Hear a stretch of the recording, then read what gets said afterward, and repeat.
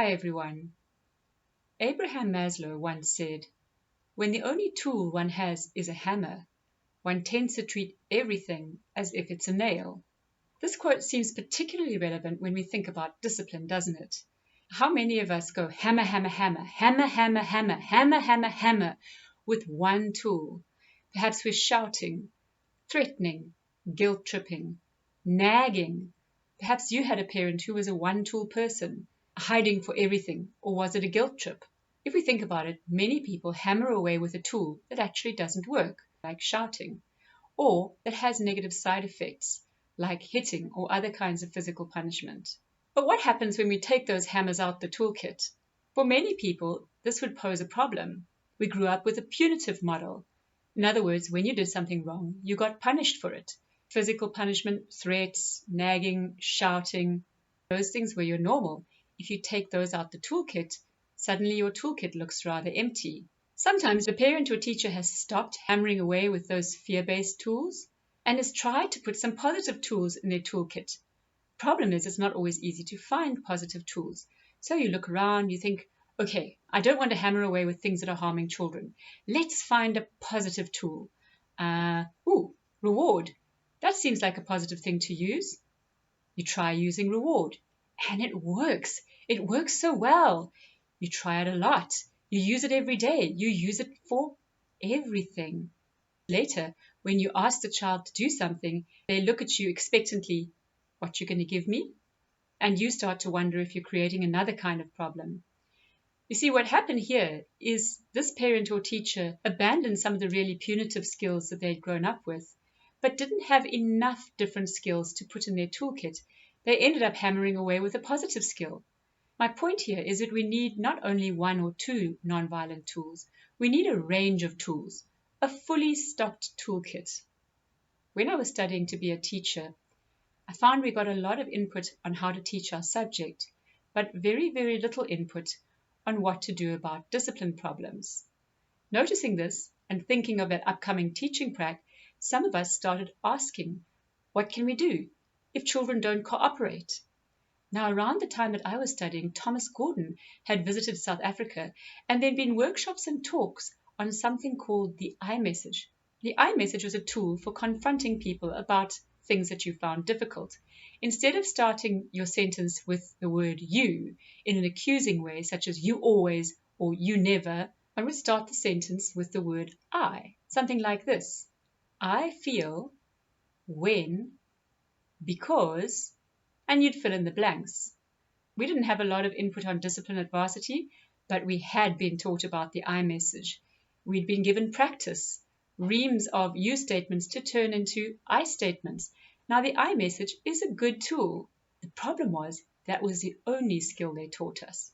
As teaching prac got closer and we began to get a bit nervous about whether we'd be able to manage the class, I remember asking one of my lecturers, so this is all very well, but what if the class doesn't listen and cooperate? And the lecturer said, then you should use an iMessage. So I asked for clarification. How would that look in practice? Say I'm trying to teach a lesson and the class is not cooperating and they're disruptive and they're making a big noise. Well, you would say to the class, I feel frustrated when you make a noise because I cannot teach properly. Inside, I have to admit, I was thinking, seriously? That'll be enough? I thought it unlikely that on hearing this magical iMessage, a class of disruptive students would suddenly cooperate. But since nothing else was on offer, I went off on my teaching prac with only an iMessage in my toolkit. So there I was on my first teaching prac. One day, as I walked across the quad, I observed a group of boys quickly huddle closer to each other. You know how children move closer to each other when they don't want you to see what they're doing? It was like that, except that I already saw that they were passing an actual gun between them. I went blank. I had no idea how to handle that. I didn't know these children. I didn't know who their teacher was. I didn't know who was in charge of discipline at the school. I felt completely out of my depth. Even I knew that staring at potential gangsters for purposes of later identification would probably upset them. So instead of fumbling around with my only discipline tool, I mean, how would an iMessage look in that situation? I opted for what any sensible, overwhelmed student teacher would do and walked on. Now, of course, I felt terrible because these are children and they had a gun and I didn't know what to do. But I also realized that I was completely unprepared for that situation. Now, I'm not saying there's anything wrong with the iMessage.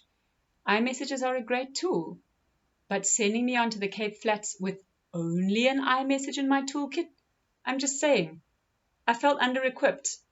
So here's the thing. We need a range of discipline tools because different situations call for very different things. Just like you can't use reward all the time, you also can't use timeout all the time or distraction. And I can think of situations where people have hammered away with these different tools. One couple told me that they were excellent at distracting their children. They loved the tool. It worked so well. But one day, their daughter turned around to them and said, "You never listen to us." Mom and Dad realized instantly that the children were right. They'd spent so much time distracting them that they hadn't helped them with some of the things they needed help with and hadn't listened properly to them. Does this mean distraction is a bad tool? Absolutely not. Distraction's a great tool and it works in a lot of situations. It's just not always appropriate. Any given tool won't be useful in all situations. Timeout can be a useful tool, but you shouldn't use it all the time. Active listening is one of the most important tools in your toolkit, and I hope all of you will learn to use it and use it as your default in many situations just to find out more, to attune to your child, and to understand your child better. Good, warm, open communication is a very important protective factor for your child, and active listening is a very important tool to use in that open communication. What is active listening? It's when you listen, giving feedback at the same time to show that you understand. So you'll often reflect back or perhaps check your understanding. So you were angry or so you felt betrayed, and then let the child tell you if you're getting it or not. But even though active listening is a wonderful tool, it's not always appropriate. If your child was suddenly to run into the road, you wouldn't use reflective listening and say, "You seem to want to run in the traffic." You would grab their hand and pull them out of the road before they get hit by a bus. In that case, a bit of physical restraint is highly appropriate, although there are other situations where physical restraint would be intrusive and inappropriate. In one of our peace discipline workshops, a father shared a situation in which his 5-year-old daughter climbed up onto a balcony railing on the 7th floor. He immediately told her to get off the balcony railing. He tried to speak to her nicely, but she refused, defying all his instructions. Dad stepped towards her, scooped her off the railing into his arms, and carried her inside, closing the sliding doors behind him. The little girl screamed. She was very upset. She was having fun on the balcony railing. Now, the interesting thing I found was that when Dad shared this, he shared it with a lot of remorse. He felt ashamed. As he put it, "I used physical force." What I said at that point was, "Yes, but you used physical force appropriately." Was talking her down really a better idea? Was that a situation where active listening would have been better? You are on the 7th floor. He didn't use physical force against his daughter. He used it for her. He used physical force, but completely appropriately to protect his daughter. I think what this dad was going through was something that a lot of parents go through. Sometimes when you read modern parenting books, you get the idea that you should be able to manage everything with just a few skills, like active listening and talking with them in a calm voice. And parents begin to feel that if they can't solve a situation without resorting to something like physically restraining the child or timeout, they must be failing as a parent. Now, of course, if they were using physical restraint or timeout inappropriately, then that wouldn't be great. But in certain situations, like this one on the balcony, or if a child runs into the traffic, it may be completely appropriate to use restraint. And in other situations, for instance, if a child is hurting other people and being aggressive, it may be appropriate to use timeout. So this brings me to one of my pet peeves. My pet peeve is what I call toolkit robbers. Toolkit robbers are well-meaning people who, with the best of intentions, tell you not to use certain tools. They'll say you shouldn't use timeout, it's hurting your child, or you shouldn't use praise, your child might become a narcissist. They'll warn against all kinds of skills. They'll say you shouldn't use timeout, or reward, or praise, or distraction, when in fact these skills have an evidence base and can be very useful in certain situations. Toolkit robbers will make a case about why these are bad for children.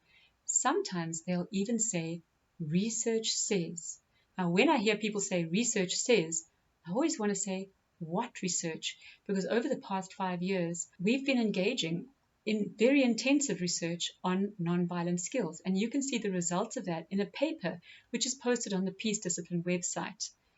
So if you go to the Peace Discipline website and you click on the research tab, you'll find that paper there, and you'll find a summary and other information about nonviolent discipline skills, because I think it's very important that we base advice on nonviolent discipline skills on evidence.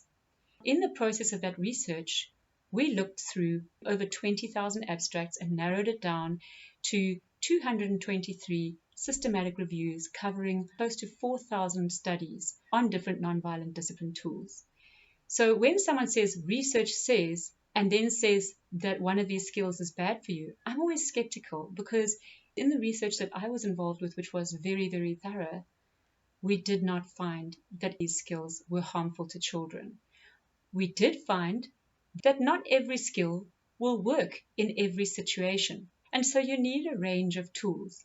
You also need to use those tools with attunement. In other words, what skill is the best fit for the child? So what I want to say to people who don't want to use a certain skill is, that's fine. These are options. If you don't like to use reward or timeout or distraction, there's a range of skills. Perhaps you can use something else. But please don't say to other people that they shouldn't use those skills, because someone might need that skill. When you rob the toolkit and narrow the skills down, you leave some people back in the situation of hammering away with something that doesn't work. So the other thing I want to say here is that people can put pressure on themselves to use the right skill every time. We talk about attunement a lot, which is tuning into the child and responding appropriately to their needs and signals.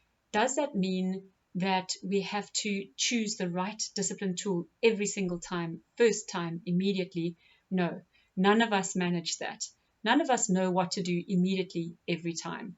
Just like me seeing that gun, I went completely blank. I didn't have any idea what to do. In that situation, I needed to talk to more experienced teachers and get help. That's an extreme situation. But in many situations, as parents and as teachers, at first we may go blank.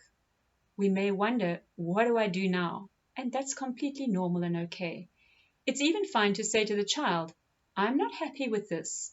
I'm going to think about it and decide what to do and come back to you on this. And I think children really appreciate that thoughtful approach and discipline. We don't always know what to do straight away. Think of it this way.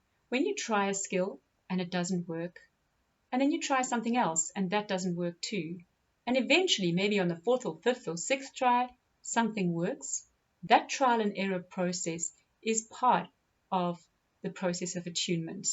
You're trying to work out what fits here, what works best for this child, and that's absolutely fine.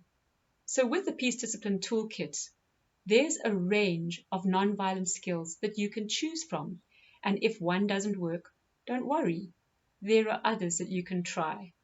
To find out more about these nonviolent discipline tools, visit the Peace Discipline website at www.peacediscipline.com and subscribe to this channel. Thanks for watching.